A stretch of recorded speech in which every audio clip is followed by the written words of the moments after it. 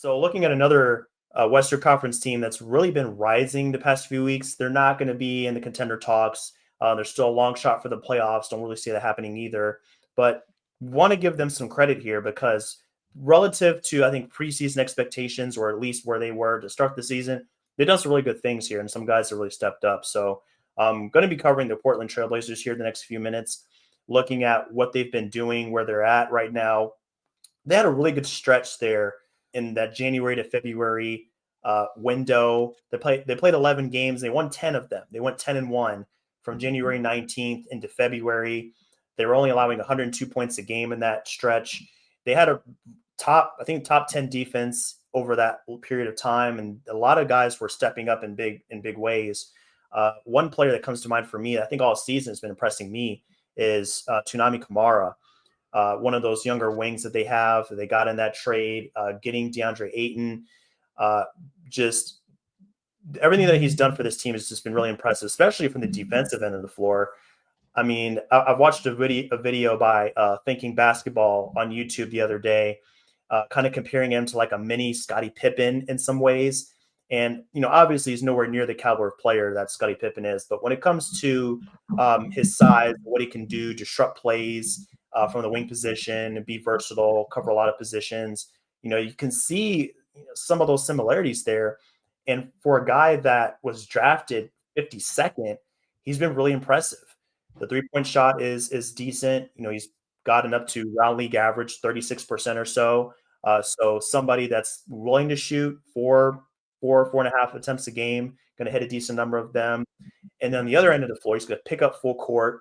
He has great instincts and timing. He has the great ability to fly in weak side, get blocks, get steals, guard some bigger players, guards, and dunks and threes has him in the 94th percentile in estimated defensive plus minus.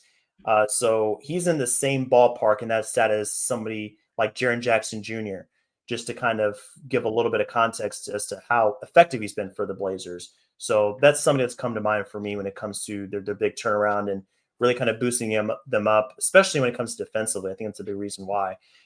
When it comes to the Trailblazers law, I mean, obviously they've been impressive.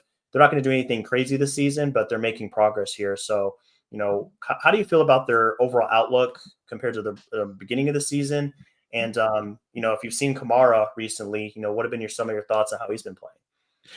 Yeah, I'll start with Camara, man. I every time someone brings him up, I think about how the Suns just threw him into a deal to acquire Nurkic and Grayson Allen, and I'm just like, you wind up using a first round pick on Ryan Dunn, and maybe what's crazy is you're hoping Ryan Dunn, gets to make an impact the way that Camara does, now, like. Yep. You used that pick in the bottom, but one of the last 10 picks of the second round of his draft, and you threw him into a deal after summer league. Like it's a thing bad teams do. Like you're a week from bringing this guy to training camp, and you're like, yeah, sure. We'll just dump him. Like that's something that you see bad teams do. That's something that you see teams do in like the 20th century. You know what I mean? Like teams used to not value, their second round picks at all, even from a developmental standpoint, not even bring them to camp. You never hear from them. You can go in the history of the NBA draft and see a bunch of dudes and it's like, oh, you got drafted? Like, I mean, that I will always connect Camara to the Suns. Like he's the kind of guy that Phoenix needs, that Phoenix would have absolutely had starting next to KD and the Book and all those other guys. And maybe the Suns wouldn't be a bottom 5 defense right now. On the flip side, the Blazers have played great basketball. Not recently. Unfortunately, they've lost 5 or 6. Again, you look at that schedule, they just, couldn't keep punching above their weight. I mean, it's tough to win games when you're playing the Cavs, the Celtics, the Thunder, this version of the Warriors. So they've, they're just. I give Chauncey Billups a lot of credit. I give guys like Camara a lot of credit. Like he's got the body of a modern NBA defender. That's where it starts. Number two, he's gotten a lot of minutes. I actually think he can be better defensively. I think that he can be even more locked in and even more consistent. And you just seen a difference. I think what makes the Blazers tough is that they look at the body types of one of those guys. All those guys have something special about them, whether it's positional size, length, the fact that Chauncey doesn't have a lot of small dudes out there, at once.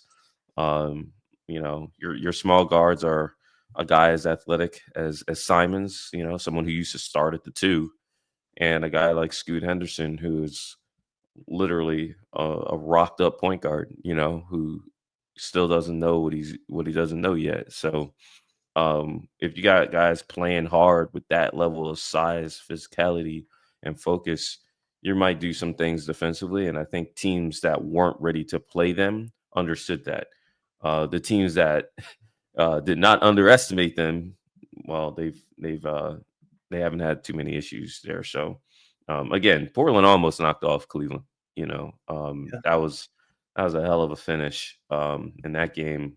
What was that, a couple weekends ago? So it's, for me, man, I'm just going to be interested to see how they proceed going forward, because I don't know if Chauncey's going to be back next year. I think Chauncey Billups is a viable NBA coach. I don't know if Portland sees a future with him yet. That is something that will be determined over the next month or so. Yep.